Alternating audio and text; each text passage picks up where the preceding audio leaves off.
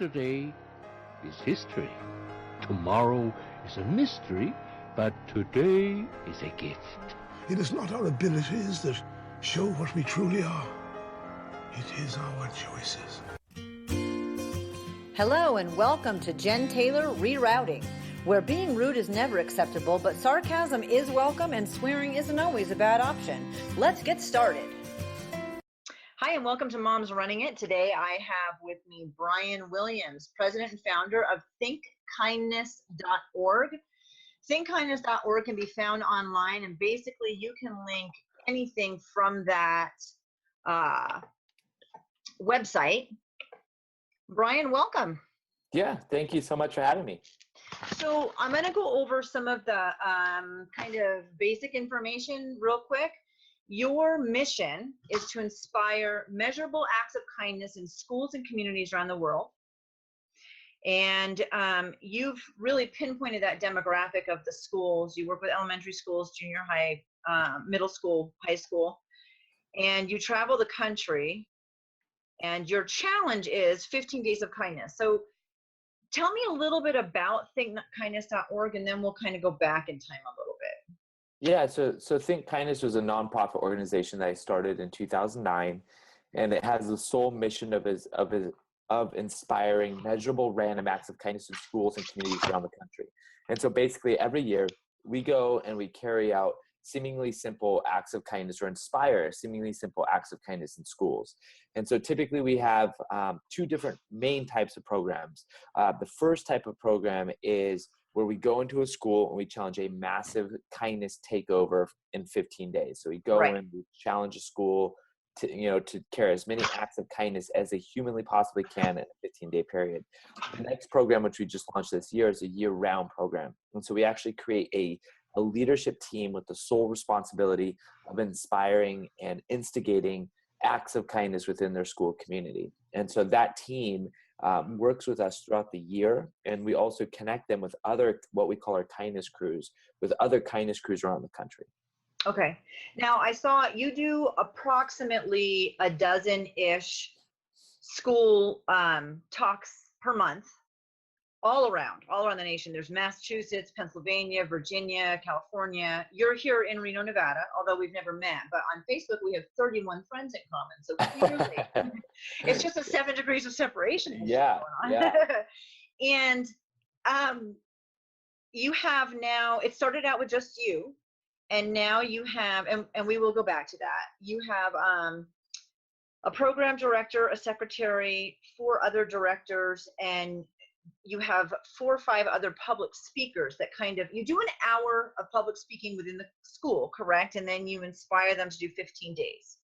Yeah. So it starts with doing a keynote presentation, but then where the biggest impact comes is the call to action that we leave behind. Right. And I love that call to action. And so, I stalk people before they come on my podcast, and there's a kindness music video. You have a blog and a podcast attached to your website, Facebook page, like all the social media that most people have.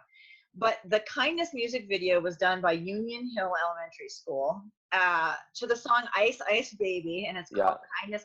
And I don't care how bad of a day you're having, and I wasn't having a great day the day I saw it. There's no way you can't giggle when you watch this video. And so it's kind of inspiring schools, I'm guessing, to do. I know you have the second program, but even in that 15-day program, it's sort of the pay it forward philosophy. You just do something with no goal to receive anything in turn. You're just being kind to be kind. But that starts this it's a compound interest philosophy where it starts to work towards you, and things like this video, I'm sure, come out of it. Yeah. They that school really took their challenge to a completely different level, and every school takes it. Every school adds their own unique twists and turns. We create the program to be malleable because every student body is a little bit different. Every student body has different causes or charities that they care about, and we want to emphasize that it doesn't really matter what the act of kindness is. It's the fact that you want to carry out intentional acts of kindness every day.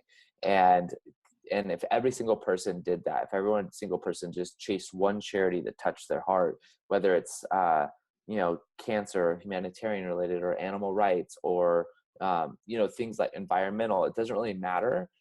What matters is that someone is intentionally looking for ways to make a difference in the world. And so with that video per se, we asked the students to look deep into what skills and talents and resources and connections that you have, and find a way to take those passions and those talents and use them in a way to make a difference in the world. And so social media is obviously it's a blessing and a curse, but how can you use social media in a way that changes the world? Because we all know the amazing things that happens with social media. And of course, we also hear about all the negative things as well, but it's here to stay. So why don't we figure out a way to intentionally use it in a way that makes a difference? If you're good at video editing, if you're good at songwriting, if you're good at singing, if you're good at art, math, science, it doesn't matter. Find a way to use those in a way that makes a difference. And so that was a perfect example on where students just used iPads, and another student wrote a song and they turned it into this amazing music video, which probably took a lot of planning and things like that. And, just even looking at it from the top level is from a service learning project is what did they learn from that educationally that also made a difference and created that ripple. And the ripple is pretty amazing. Now you did another thing. I swear, whether you're on the Facebook page or the website or just kind of trolling through stuff on the internet, and I understand that this is part of the intent, but there's no way not to smile or to giggle or to just want to be involved in the kindness movement. And you and Gary were shouting compliments at like a really busy intersection. I'm not sure where it was. And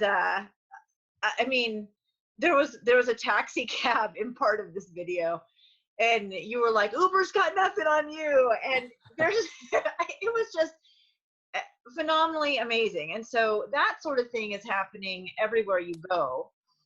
And I remember the movie Pay It Forward, that I don't cry often, but that's one that there was no way at the end to not absolutely sob. And you're doing that same thing. Sob not in a bad way, not in a, oh my gosh, this is so awful, but in a good way. And so people need to just check out, go on to thinkkindness.org, look at your Facebook page, which is just Think Kindness, and watch. I'm telling you, if you have a bad day at all you have to do is click on any video anywhere on there and you're going to be giggling. There's no way around it. So I want to take things back though. You are a 4th degree black belt, which is incredibly impressive. Congratulations on that. You're originally from Reno, Nevada? Yes. Yep. Originally from Reno.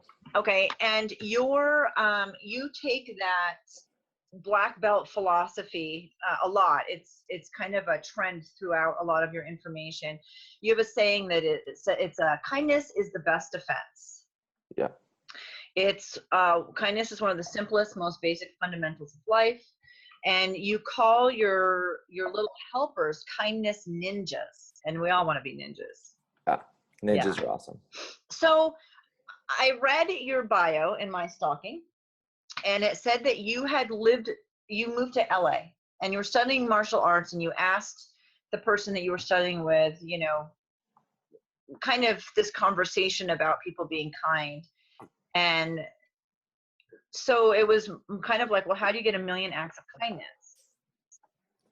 And then there was a story about a boy in the bank. So take me back to LA, and I may have things out of order, and tell me about that. How this all happened. Well, it started actually, when I was a sophomore in college. There's a University of Nevada has a marketing competition class called the IMC, and it's Integrated Marketing Communications. And it's basically a class that's 50% advertising majors, 50% marketing majors. And it's typically reserved for individuals that are in their graduate programs or about to graduate with their bachelor's. And so here I was a sophomore, wasn't actually officially admitted to the business school. And I begged, pleaded, and did what I could to get into that class, because I just, basically all the prerequisites were I just needed a signature to allow me into it. And I was really good at graphics and video, which was a skill set that the class was lacking. So they let me in. And basically, this class competes with Stanford, Notre Dame, NYU, San Francisco Art Institute. And there's a national brand that everyone works to writing a national PR campaign for. And so ours was the Toyota Matrix. And so we were competing against all these schools, come up with the ad campaign for the Toyota Matrix. And we made it to the regionals, we made it to the semifinals, and then we're out in Texas presenting to the executives of Toyota, executives of Saatchi & Saatchi, Procter & Gamble, with us and all the other finalists of the top 5 schools across the US. And I was the only one to really show up and shake a hand and hand someone a resume. And at the time, my resume is fairly, I don't want to say it's bleak, but I mean, in comparison, you're a sophomore in college, it's not like super in depth. And so within 2 weeks, I started getting job offers. And so I had a job offer working in the marketing department at Walt Disney World. Obviously, I accepted. In my mind, I'm like, sweet, I'm a sophomore getting marketing jobs without a degree. Why continue going to school, right? I mean, obviously I wasn't really smart at that time, apparently, and so I accepted. But then like 2 weeks before, I got cold feet, and I decided to not pursue that. And I accepted an internship position working in the film industry on the production side, the business side of the film industry down in Los Angeles. And what was supposed to be a 3-month internship turned into like a 7-year long-term stay. And while I was in LA, I held a very different type of corporate position. So, I left that internship as a corporate fitness manager for a large fitness gym. I had over almost 300 employees that I managed.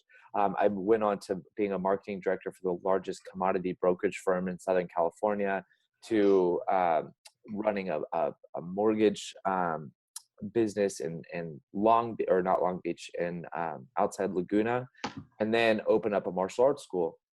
All that was before the age of 24. And so I held all these really suit and tie positions, and I hate suit and ties. I'm definitely like a shorts and sandals type of laid back guy. I don't know. In martial arts, when growing up teaching and stuff like that, you're just wearing pajamas all day. It's awesome, And so then my dad got diagnosed with autoimmune disease. And so I really had to have a heart to heart on, do I really feel like this is where my calling is? Part of me wanted to stay in LA because of the fact, like, I can beat LA, like I can make it here. And the fact, like, I looked at it as a challenge on, it's expensive. It's expensive to live here. It's expensive to make it. And I looked at like, I can do that. And not because I wanted to, just because I wanted to beat the system and to prove to myself that I could. And family is really important to me. So I ended up selling the martial arts school, moved home, went from those positions to living back home in my room at my parents' house. And I still had scholarship funds remaining at the university. So I went back to school part-time. And then that's when I had that heart-to-heart conversation with my martial arts instructor. And we were just catching up. And in that conversation, he asked, what would it be like if you could show the world 1 million random acts of kindness? And I really wrapped my head around that. And at the time, I really was thinking about going into motivational speaking, but what would I speak about? Most motivational speakers, they've made $1 million in like 60 days, or they've been shot, or they have a near-death experience, or something horrible happened and they're talking about it. I had a great childhood. I didn't really have any massive amount of adversity to talk about. I could give just a hoorah, achieve your dream speech, but I felt like that would be phony, just because I haven't done that yet. And so I was really like contemplating, and then I thought, well, what if we did just focus on kindness? Because growing up, we learned that kindness is the ultimate form of self-defense, not kicks and punches. We learned that, if a picture's worth 1,000 words, an act of kindness is worth 1,000 pictures. And so if I could inspire a kinder generation, I could make an even bigger impact in the world. And so that's when I started brainstorming. I have 9 school teachers in my family. And so I go, well, rather than be a 1-hour keynote, like most speakers, they jump on stage, they talk for an hour, and they're gone. And they charge a hefty amount for that, anywhere from $2,500 to $5,000 for an hour. And And so if I was going to do it, I wanted to do it in a way that was affordable. I wanted to do it in a way that would create sustained impact. And so that's when we came up with the 15 days that I'm gonna call them to action, and then from there let them test drive making a difference. If a child can test drive doing intentional acts of kindness, he or she is gonna feel the impact of that, and that in turn is gonna inspire them further. I think it's kind of astounding because you're right. I mean, I'm a motivational speaker, and part of that is the triumph over tragedy. And for you to not have that situation and have a more idyllic life growing up, even in LA, I mean, you're right. A lot of people can't make it, and you were kicking ass and taking names. So, you know, a lot of people fail at all that stuff. You had a great situation and just wanted to pass on other great situations with kids now. And so, Brian, how old are you now? I'm 34. Okay, so this was 10 years ago. I'm trying to kind of get a timeline. So you moved back 10 years ago, and I'm glad you brought up the fact that you had 9 teachers in your family. So what a great demographic to work with. These are kids where I've got 10 years on you, but back when we were in school, I remember the biggest thing really was alcohol and pot. And if cocaine was around, that was huge. And now you can have a gummy bear that's laced with meth. I mean, the world's a different place, and suicide rates go up. Also in Washoe County, I don't know how you work statistics because you work all over the nation, but we have one of the highest unemployment rates, highest suicide rates, highest divorce rates. Why that is, I'm not sure, because I think this is a phenomenally wonderful place to live. But you're working here locally in Washoe County with a demographic of kids that are kind of a mess. So how have you seen, tell me about the changes. Give me, what was the biggest surprise when you started launching this initially? Well, when I first started, I had to look at how to fund it and make it work. And that's when I decided to do the nonprofit side. And, unfortunately, there's no real degree in public speaking. There's no degree in nonprofit management. That's kind of just learn as you go. So, I really had to take a step back, and we need a website. I don't know how to design a website. I don't have money to pay for a website. Guess I'm learning how to design a website. And to PR, to accounting, to everything. And so it's very stressful, as I'm sure, running your own business. But it's the constant feedback from the kids that you impact that keep you going. And that was kind of one of my very first speeches. As there was a girl, and I got this letter, and in this specific speech, my speech has changed a lot since this one. This was one of my very first iterations, but at the time I talked about, like, you're in your life, you're dealt a series of cards, and you don't get to choose what cards you're dealt. You don't get to turn any of them back in. You're just dealt whatever you have. And the thing is some people can take a losing hand and still come out winning. And I go over all these examples of people where they know who they are, from Jim Carrey to Oprah Winfrey to Thomas Edison, to all these individuals that you know who they are, but a lot of them don't know their backstory. Jim Carrey was homeless all the way up and lived out of a trailer all the way up through high school. His parents laughed at him when he said he wanted to be a comedian and be in the movies. But yet they think of him as like, oh, well, he's rich and famous. It's easy for him to talk. Well, he's been through the trenches. And the thing is he got dealt a losing hand where most people would expect him to quit, and most people would expect him to fold. But some people can take those losing hands and still win with them. And so I got an email from a student that says, I was dealt a losing hand. This is what I was dealt. And basically, I don't know a lot about narcolepsy, but she has several different types of narcolepsy. She's on all these medications. These medications have side effects, including depression, anxiety, weight gain. But in the email, she had this one sentence: I'm taking up space in the halls, I'm running from life, and I'm running fast. Please help.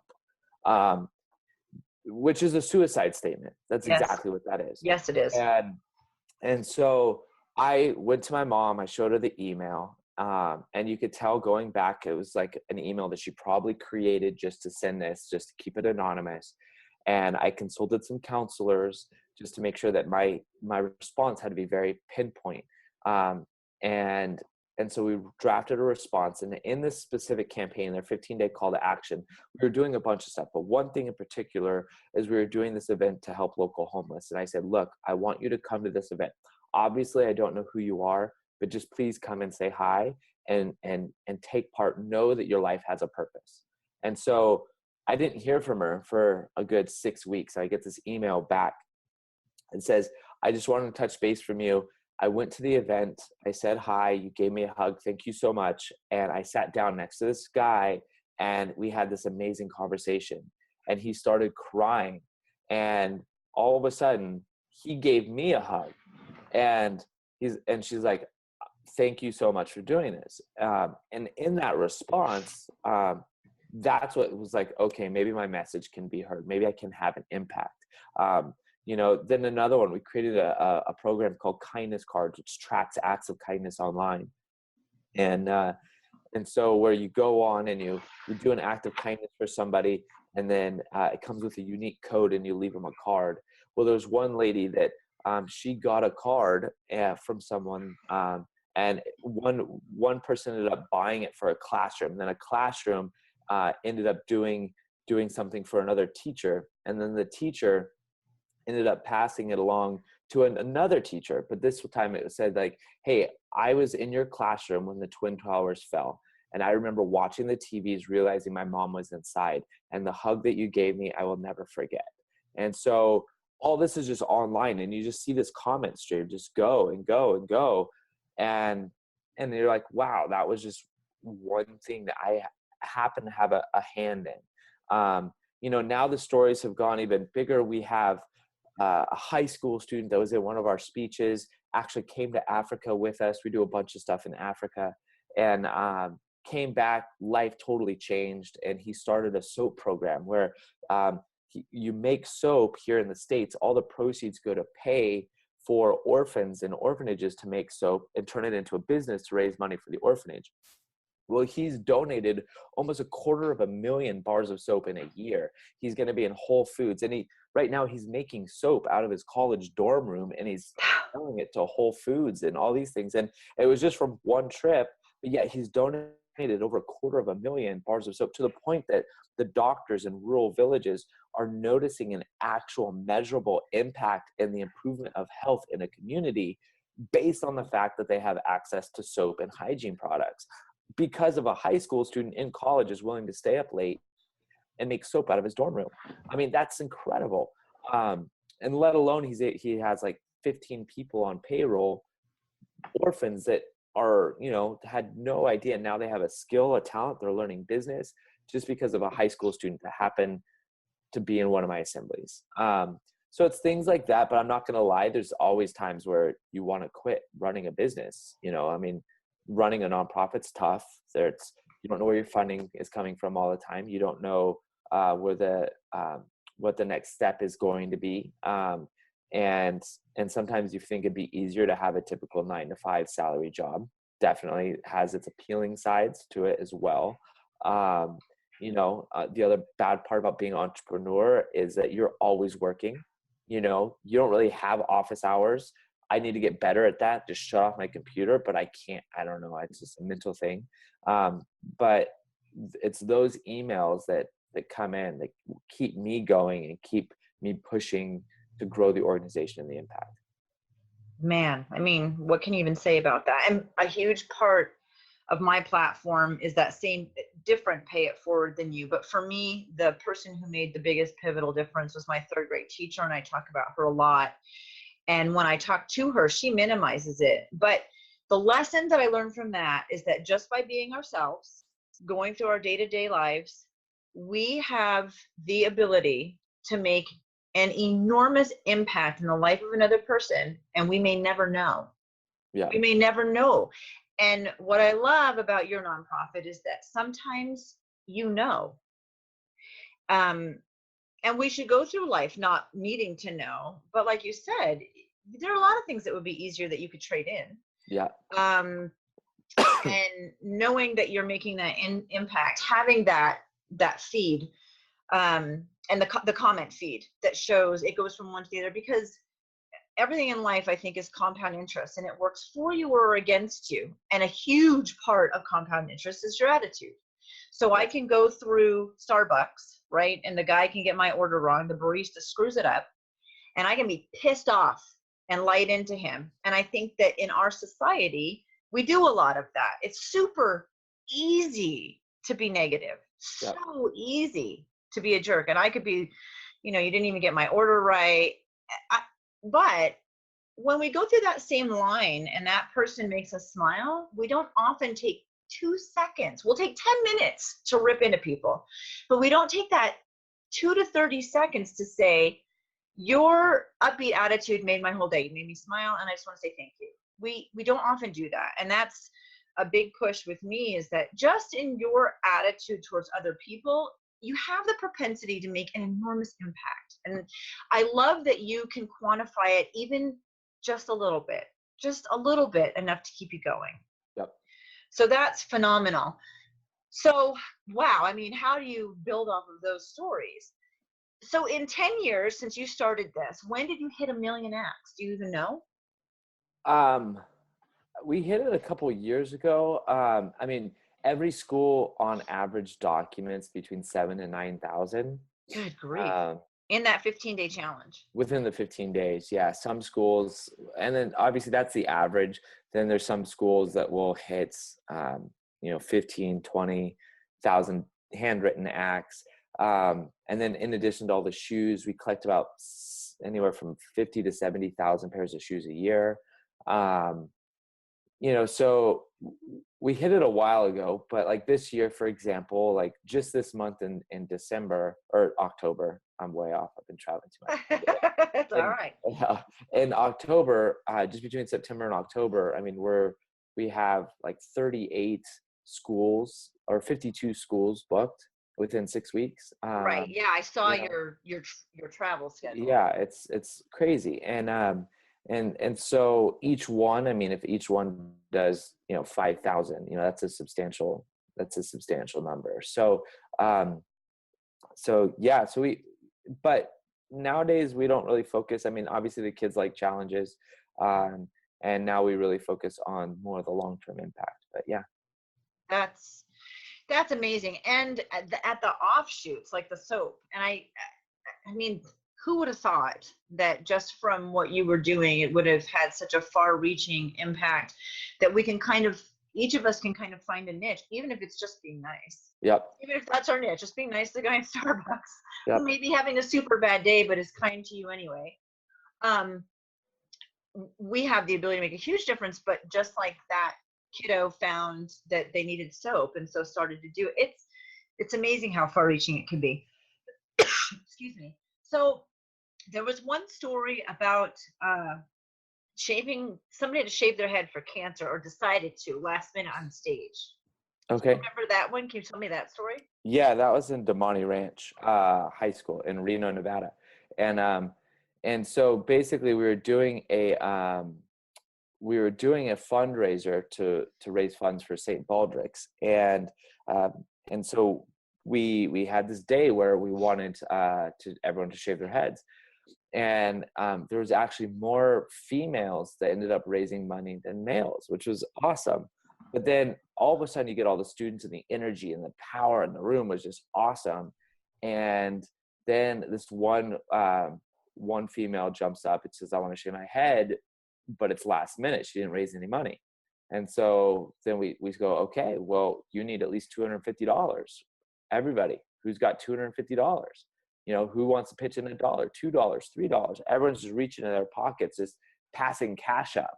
And so we got her mom on the phone, and obviously, you don't want Susie Q to go home and so what happened? With a shaved head. Yeah.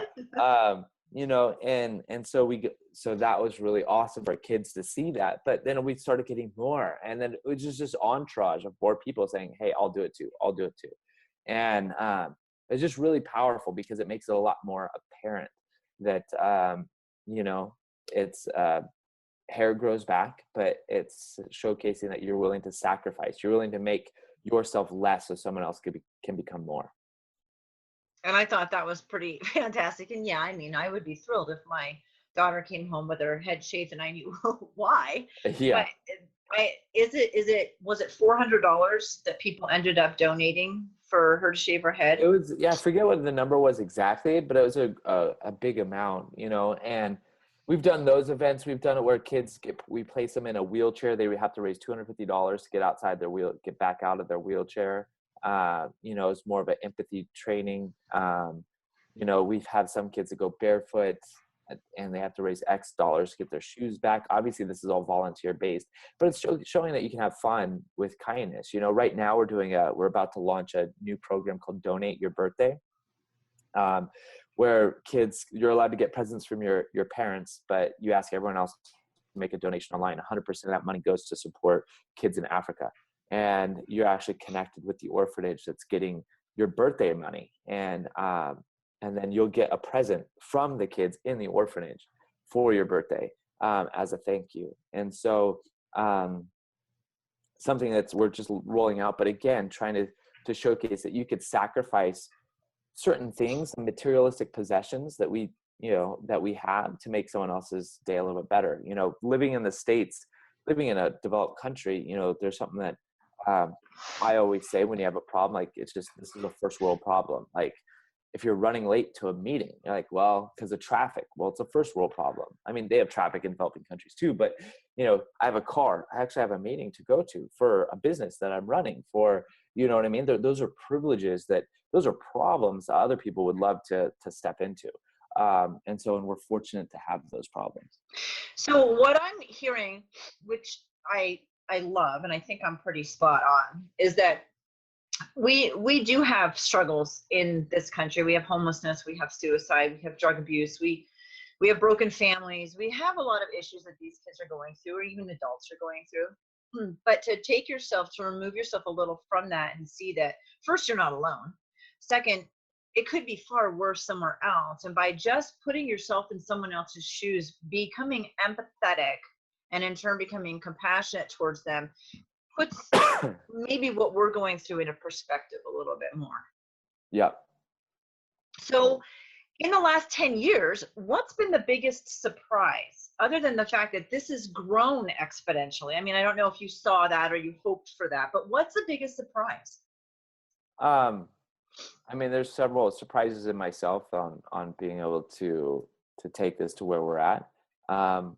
And in addition, just to see the offshoots that have come of it, like you said, from soap to what we're doing in Africa, and now we're going into Ghana. And so every those are the main ones, is just seeing where you go and you speak to one and seeing it grow. And now we're starting to get a lot more traction. And where we're getting speaking requests coming in from all across the country. We're getting, individuals reaching out to us from around the world on social media. So it's starting to get traction, but, like any entrepreneur, the downside is that you've accomplished a lot, but you never really look in the review mirror very often. You're always looking, okay, well, all that stuff's great. High five. But I still got 10 more steps to go to get to this next block. And then you've got 10 more to go and 10 more to go.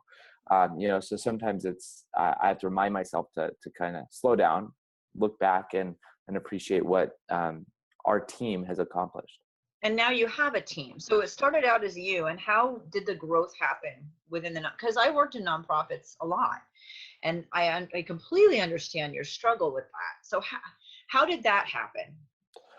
Well, it started just as a part-time thing, and then then I went full-time, and then realizing that the organization wasn't very scalable. So I opted to step down as a full-time employee and hire like a 20, 30 hour a week employee. And so then I got another job working part-time. So basically I cut my pay in half to hire someone else and gave them my half the pay, realizing that if I just put in, 40, 60 hour weeks, that I'll be able to grow faster by having two of us on board. And so then it took about a year of that until I was able to come back full time.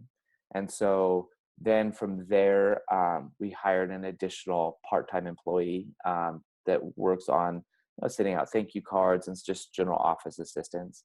And so then we have a working board. Our speakers are all, they're not full-time. They just contract with us per speaking engagement. And so then that's kind of where we're at. Wow. So, I mean, that's huge. Those are huge accomplishments. I think people don't realize what it takes to start this up and do this idea that you had and making it a reality, that you were working another job while you were doing this. And, we don't take a step back often and think about, I see you where you are now. I don't see the work that you had to put in to get to where you are now. And so tell me where you want to go, because you are worldwide to some degree. You're in Africa, you're all over the United States. People are seeking you out instead of you asking them if you can be part of their school. Where do you see this going? What would be the biggest, best thing that you can imagine? Well, I mean, our goal is to be like the center point for inspiring kindness in schools. And so that's our goal. And creating those programs. Our new goal is to really have 200 schools take part in our Kindness Crew, our year-round kindness program. And so we're really working on developing that. That's where we notice the largest impact, creating sustained results.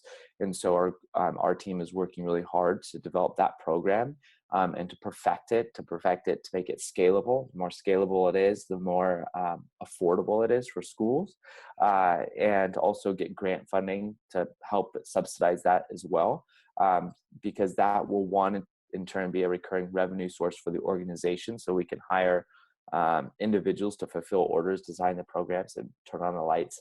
And then in addition, our speaking is pretty consistent. We're at a point now where we will be bringing on more speakers. However, the focus right now is on the year-round program. That's amazing. And one thing that I heard that you said in there is that working with the schools is where you've had the biggest results. So what you're telling me is it's the kids. Oh yeah, for sure. It's the kids. Brian, thank you so much for taking your time with me and sharing. Brian Williams can be found through thinkkindness.org.